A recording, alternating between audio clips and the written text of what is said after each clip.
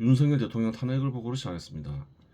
윤석열 대통령을 선출한 우파 인사들 대부분은 마지막까지 대통령과 뜻을 함께하며 대통령을 지지했으나 결국 윤석열 대통령은 파면됐다. 그렇죠. 우파 인사들 대부분은 추위를 무릅쓰고 파면을 막으려고 했죠. 고생들 많이 했어요.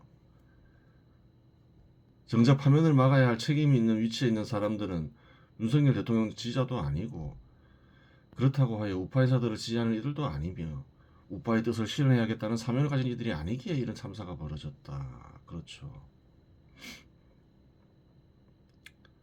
충분히 막을 수 있었죠. 국회에서도 막을 수 있었고, 그래요. 헌법재판소에서도 막을 수 있었고, 모두 사람들이 하는 일이기 때문에, 그래요. 결국은 사람을 잘 써야 되는 거예요. 그런 의미에서 보면 이번 참사의 제일 큰 책임은 윤석열 대통령에게 있겠죠. 탄핵에 앞장서니 당대표도 윤석열 대통령이 중요한 인물이고, 그래요. 수사기관이 윤석열 대통령 적대시하며 체포까지 했잖아요. 수사기관의 주요 직책들은, 그래요, 윤석열 정부에서 임명했을 거 아니에요. 주요 직책의 인사들은. 그럼에도 불구하고 대통령 체포에 적극 나섰고, 그래요. 마지막에 막아냈어야 할 헌법재판관들, 윤석열 정부에서 임명한 이들이 많죠. 한 3명은 되죠. 대통령이 임명하니, 대법관이 대법원장이 임명하니, 또 국민의 힘에서 임명하니, 최소 3명은 있잖아요.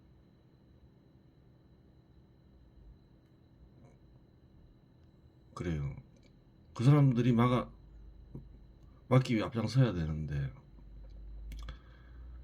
그래요. 대부분의 우파이사들은 나섰지만 막상 책임 있는 위치에 있는 사람들은 나서지 않았잖아요.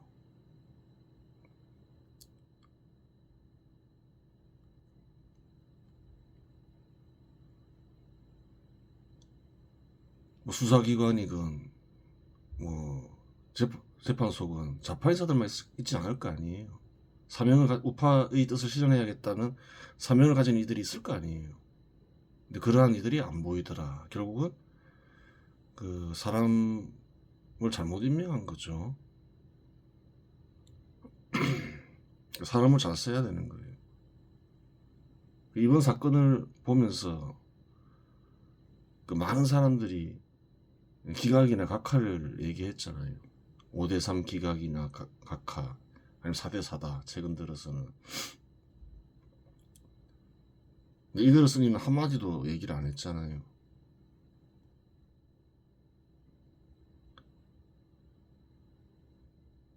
아무래도 사람을 잘못 쓴 것 같아서 믿을 수가 없었다는 거죠. 불안해서 그런 얘기는 절대 안 했죠. 그 사람 보는 눈이 동태 눈깔이라서 그런 거예요. 사람을 잘 써야 되는 거예요. 모든 일을 사람이 하니까 이제 그럴 수밖에 없는 거죠. 잘못 쓰면 이제 이런 참사가 벌어지는 거죠. 그래요.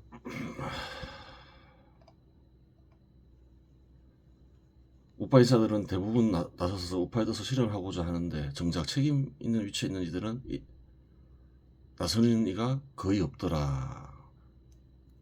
결국 그러하니 속수무책으로 당한 거죠. 하지만 성과가 없었던 것은 아니다. 박근혜 대통령 탄핵 때 뿔뿔이 흩어졌던 우파 인사들은 다시 모이는데 3년이라는 긴 시간이 걸렸지만 이번에는 2달 만에 모였으니 어찌 성과가 없었다고 말할 수 있겠는가. 그렇죠.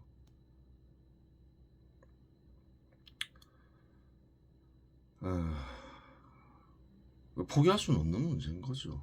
예, 한국이 자경화되는 건 막아야 될 거 아니에요. 그나마 이번에는 흩어지지 않고 일단 우선 흩어지긴 흩어졌었죠. 근데 단기간 내에 모였죠. 뭉쳤어요. 그나마 그게 이제 성과라고 얘기할 수 있겠죠.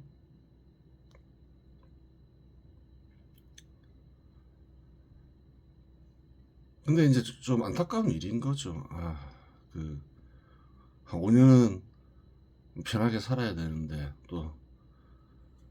또다시 이런 일이 벌어졌으니까 그래요. 이 시대에 반드시 수행해야 할 최대 과업은 무엇일까? 뭘까요? 보겠습니다. 어느 국가이건 시장 지배 시대 제도를 수립하고 공고히 하며 포퓰리즘 정책을 막는 것이 최대 과업인 것은 역사에서 확인된다. 시대가 바뀐 지 얼마 되지 않았죠.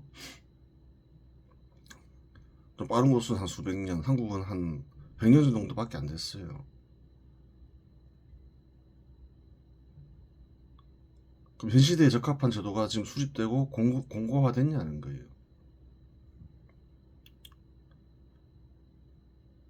여전히 제대로 수립이 되지 않고 그래요. 무너지지 않을 정도로 공고하지 못하죠.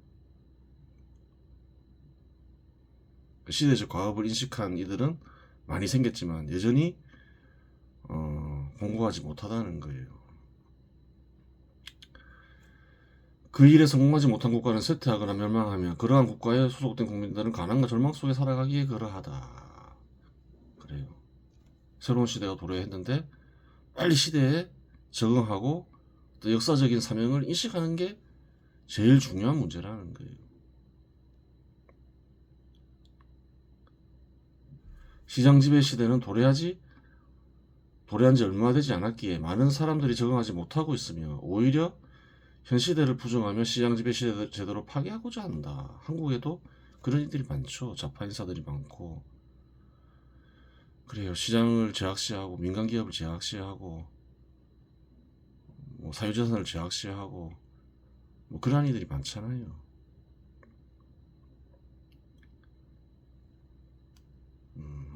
그래요. 아직까지 과업이 제대로 완수되지 못하고 있다. 또 이 과업은 상당 기간 지속될 것이다. 이 과업이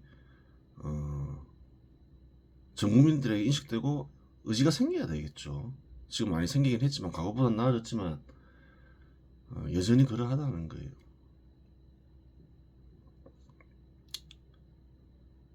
계속 진행될 수밖에 없다는 거예요.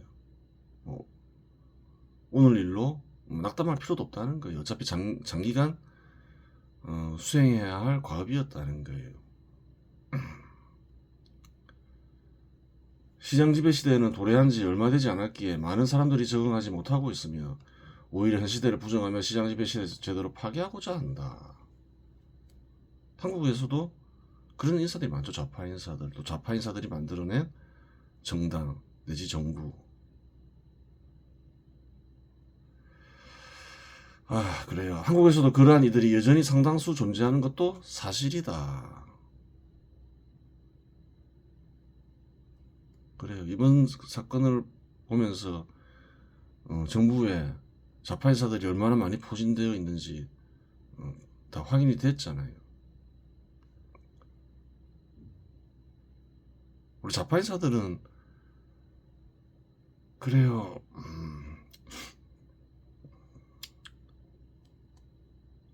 공직을 맡기기는 어렵죠. 맡기기는 어려운데 그 진출하는 거에 대해서 아무런 거부감이 없게 돼버렸잖아요. 과거에는 안 그랬죠. 그런데 이상한 나라가 지금 되어 있는 거예요.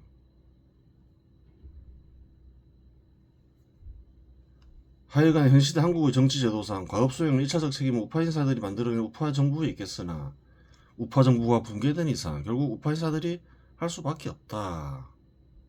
원래 우파 인사들이 해야 되는데 어차피 사람들 과업 수행 사람들이 하는 거니까 일단 현 정치 제도적으로 선거에서 이겼으면 우파 인사들이 만들어낸 정부 인사들에게 있겠죠. 그래요. 그런데 또 단기간 내에 탄핵되는 바람에 다시 또 우파 인사들이 또 직접 또 해내야 되니까 이제 피곤한 일이 된 거죠.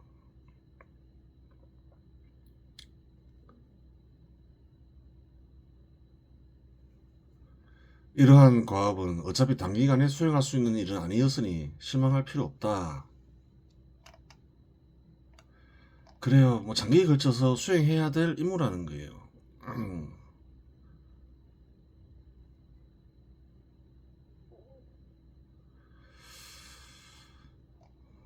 수행하지 못하면 멸망하니까 그렇죠. 한국도 겪었죠. 조선이 멸망했잖아요. 100년 동안 지금 계속 이어지고 있는 것인데 그래요.